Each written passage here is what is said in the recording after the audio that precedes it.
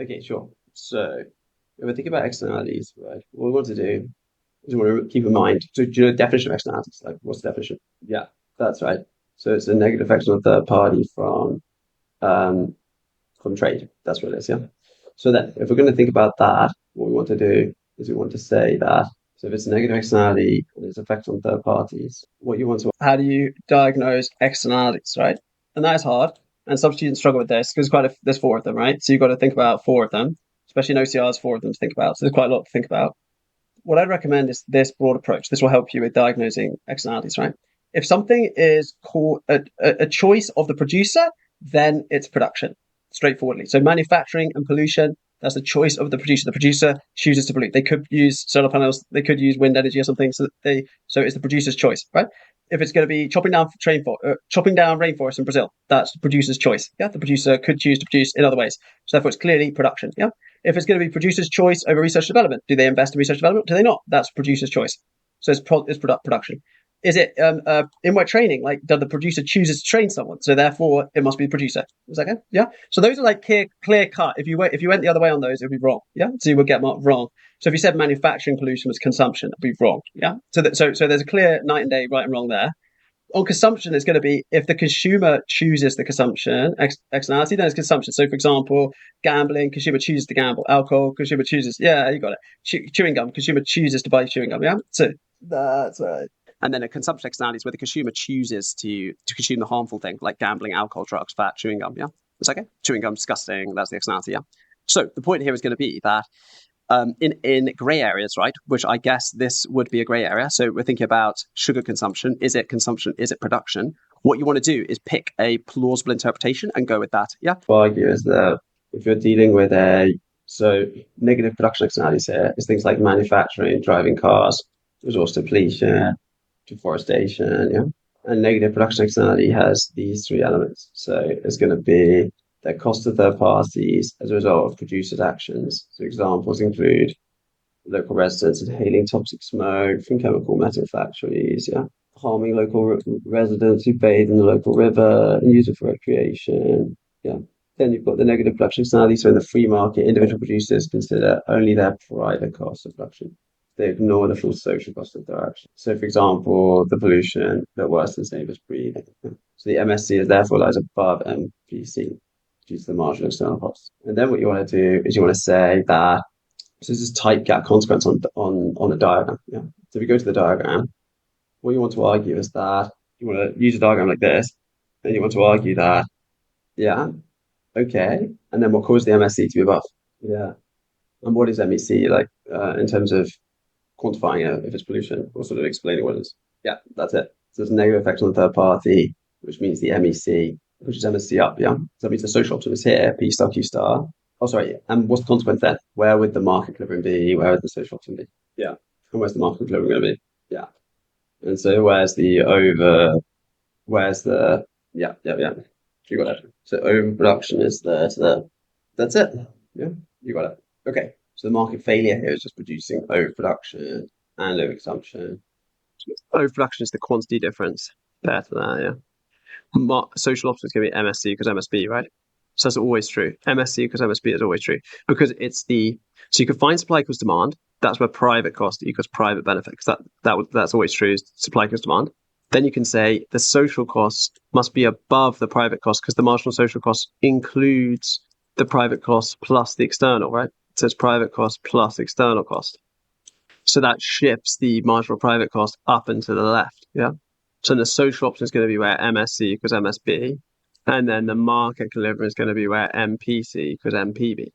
So this means that, and then you have the welfare loss triangle that points towards social optimum from the market equilibrium says too much. The reason it points this way, so if it's a bad thing, so welfare loss must point left. Like negative consumption, negative production, welfare loss always points left, always points this way because there's too much of it. So that means that the tip of the welfare loss triangle is always on the social optimum, always on MSB because MSC. So then this is the overproduction. So this could work. They allow in that vacuum if you have the mouse. So like where's the so key things to remember when you're drawing it, right? Always start with supply equals demand. And then if it's production, there's two cost curves. And that's because there's a damage to third parties from pollution. So that must push the MSC up and to the left.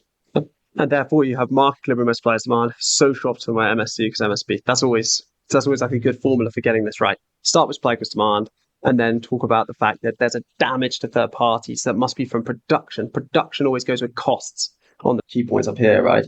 If there's no externality, then where's the social option in the absence of any externality? What do you think? So if there's no externality, where would good. So no externality just goes there. That's right. Yeah. So the free market equilibrium is just going to be where demand and supply, just going to be where MSC equals MSB. Yeah. So that's because the MEB collapses, right? So notice that the MEB the externality just vanishes, right? If there's no externality. So that means that the E bit is gone. So it's just MPB equals MSB there, or MPT equals MSC there. Draw it straight away, yeah? But this is positive consumption. So the process we always go through drawing these things is, you could draw it with me here if you want. You could save that one. Let's just keep that for now. Have you got space to draw it next to this one? I could even create more space for you if you want. Great. So the process we always go through here is we have price quantity, obviously, but then we have, if it's consumption, we have one supply curve. You immediately label it this. That's because the externality is gone for supply, right? The externality is gone for production. There's only an externality in consumption. Yeah. So therefore, then you can add that we're going to have an external benefit, which is going to go from the marginal social benefit to marginal private benefit. So that's the M. Yeah. Is that right? And then it creates a welfare loss. So the welfare loss points towards the social optimum, comes from the market equilibrium, and it leads to unlit consumption. Yeah. So these are the key things you want to talk about. And then you've also got the MEB as the gap between MSB and PB. That's because when a consumer consumes a positive externality, it's beneficial to others. That's what we want to talk about. So it's therefore going to mean that the MSB is above the MPB, therefore. The tax shifts you from MPC to MPC plus tax. So the price goes up, P1 to P2, price goes down, Q1 to Q2. So restore social optimum, achieve the point where we maximize benefits over costs. Yeah. Yeah, exactly. Yeah. So we look at the model answer on the left-hand side of the screen, right? Can you read it okay? Or do I need to make it bigger? I need to make it bigger, right? Okay, so great. So what we're saying is that the tax it shifts supply curve to the left, right? MPC to MPC plus tax. Yeah. The new MPC plus tax coincides with the MSC. That's there. Social optimum, right? The externality has been internalized in the sense that the producer now pays the full social cost of their actions. So the overconsumption, overproduction are fully resolved, and we get back to the social optimum. And then you could say welfare is therefore maximized at social optimum. Yep. So that's the chain of reasoning where we go from market equilibrium, social optimum, as according to that argument. So effectively what's going on here is that this is true in a university setting. So in a university setting, we say that the intervention, be it pollution permits or taxes, is exactly the same as the marginal external cost. So that's the internalizing the externality problem. The marginal external cost is previously free. No one bears a cost for it. It's just damaging the environment and damaging others, the third party, but the producer doesn't bear any cost for it. After the pollution permits, they pay somehow the MEC, either through the pollution permit or through the tax. Does that make sense? Is that right? That's what internalizing externality means at a kind of high level. Yeah. So examples like that, if you can say that. But it's essentially the issue that it used to be free, but now it's costly. Okay, so then what's going to happen is there's a contraction demand up the demand curves. That's going to move us from Q1 back to Q star. Is that right? So there's going to be, so the price goes up, there's contraction demand, that takes back to Q star. And you say the consumption is that the tax discourages consumption because it raises the price. So the price moves up. So on the diagram, it would be like, we're going to say P3 there, yeah? And so it's going to go P1 up to P3 there. And therefore, it's an indirect tax on alcohol, cigarettes, sugar. In this case, was tax like petrol, right? It's going to shift the demand, shift the supply curve because tax always shifts supply to the left until we achieve on the demand curve the same old quantity, that we have originally down there, yeah.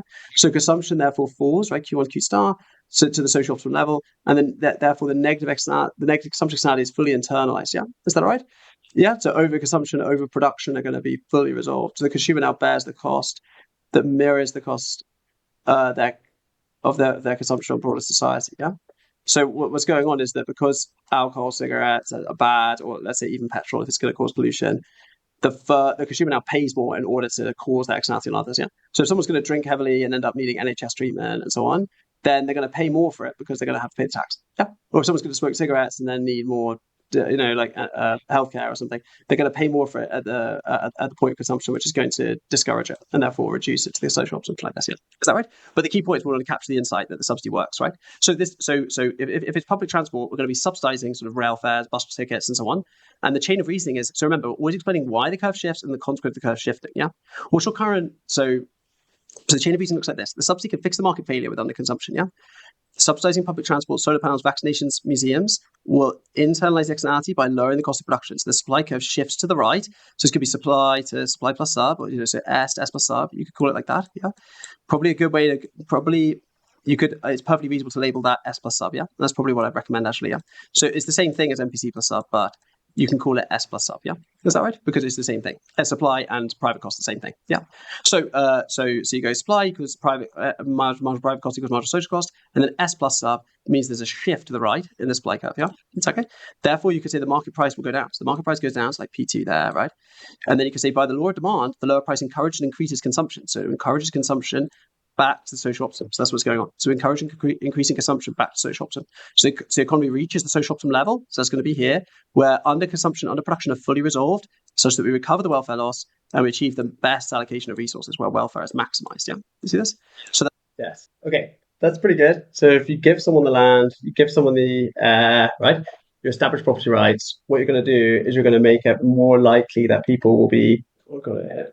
So the property right element, right, is going to be that if you issue the property rights, it solves the tragedy of the commons problem. Yeah, because private ownership will create this strong incentive. Yeah, to maintain resources because the owner now bears the cost. Is that okay? So if you, in particular, if you divide the forest into separate parts, assigns different owners, each owner has an incentive to chop down trees only in their part of the forest. Yeah? So that will maximize profit in both the short run and the long run. The owner, therefore, has a direct interest in not overproducing. So the social optimum is reached and the externality is internalized. So what's going on is that the producer will care now about their property, and so they won't let it become abused. They won't let the free rider problem happen. That's what we think. Is that helpful? Yeah. So that's the logic we're following through on here. Yeah. So we're going to say the producer won't let the good become abused, right? And therefore, yeah. Do you want to explain that for me? So how does property rights help? How does property rights improve allocation of resources? Also, you can think about tragedy of the commons, people just polluting because do you know what tragedy of the commons is? If you think about the climate change, it's kind of like a common good. How does tragedy of the commons fit in? Don't need that. So tragedy of the commons is where the tragedy of the commons would be where people exploit the common good, right? That's what it's about.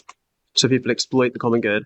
Common good is something which is so a common good is something which people I guess the common good would be clean air. Yeah. So it'd be something that people are willing to pollute, like a river, right? Or a lake. Yeah.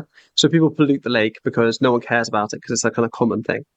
So people, or like a local park, let's say, right? People leave loads of rubbish in the park. That would be abusing the common good because the park is a common good. Anyone can go in the common park. So people would then not treat it properly or not care about it because it's not theirs. So if everyone does that, then there's an over littering in the park, right? And that means the quantity actually provided in the park of, let's say, littering is going to be above what we would say is optimal. Then that's going to be the welfare loss problem again. Let's try and get more. What I want to say is magnitude is the size of externality may be very small. Yeah. In which case, the overconsumption is small, wealth loss is small. Yeah. So you could say if the external cost is small, the MSC is actually close to MPC. This was interesting because it came up once as a question one year. They had a question on what would happen if the external cost was reduced. Yeah. Which curve shift do you think if we reduce the external cost? You shift the MSC because the formula for MS. Do you remember the formula for MSC? MEC, yeah, marginal external cost. So what we're trying to argue is that the marginal external cost will shift the MSC around, right? That's what we're trying to argue. So if MEC goes down, MSC falls. How was your micro teacher first? Yeah, that's fine. I mean, it's not the So it's like a yeah. Okay, great. Okay, great. Measurement, right? So measurement magnitude is what I recommend for externalities, right? We've done a lot of this stuff anyway because we did it last year, right? But I think we'll look at it in just a second with the externality diagrams revision. But what I'm suggesting is if you get a question on evaluate a negative production externality, something like that, it could be good to, or evaluate externality for healthcare. It could be good, or let's say negative production for sake, evaluate externality from pollution. There was an exam question for Edexcel on evaluate the externality from windmills because they're ugly, like wind turbines, yeah. And then it's perfectly visible in evaluation to say, well, okay, maybe there's an externality, maybe windmills are ugly, but the magnitude of that externality is small, yeah. And if it's small, then that means the MEC is small. So that means the MPC is actually quite close to MSC, yeah? So the market failure is therefore small, and there's minimal no welfare loss. So the market equilibrium is actually quite close to the social optimum. Same down here, yeah? So you just say the size of externality might be small, yeah? So therefore, the overconsumption, overproduction is actually small. MSC sits close to MPC, yeah? So the market gets close to social optimum zone, and the market failure isn't that. The argument mills, okay, maybe there is some externality there, but it's quite minimal. You could maybe push it even further. You could say there are compensating positive externalities. That might be a nice push. So you say something like, okay, there are negative externalities associated with windmills, but maybe there's compensating positive externalities. I wouldn't do that analysis. So I wouldn't try and say something is two externalities at once analysis because it'll just confuse things. It's better off covering one type of externality really, really well. But valuation is definitely where you can introduce extra complexity. Something like, well, maybe there's a positive externality which outweighs the negative externality for wind turbines is plausible, right? Because it's going to reduce pollution and so on.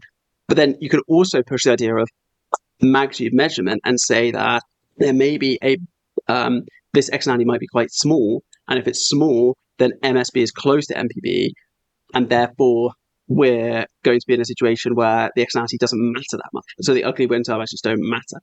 So it's minimal or no welfare loss is kind of the phrase you can use, yeah? And therefore you don't need government intervention. You don't need government intervention to stop ugly windmills, that kind of thing, because they're just not that important. So that's out exactly how to put a number on it, yeah? So economists usually put numbers on things by how much people are willing to pay for it. So the question is, well, how much people are willing to pay to avoid ugly windmills ruining the countryside? Probably not that much, yeah. So therefore, it probably isn't that significant in terms of the actual economic damage done in the externality. Yeah, and then you say if you can't measure it and we don't know how big it is, then that means that it doesn't matter. That's essentially where we're going with this.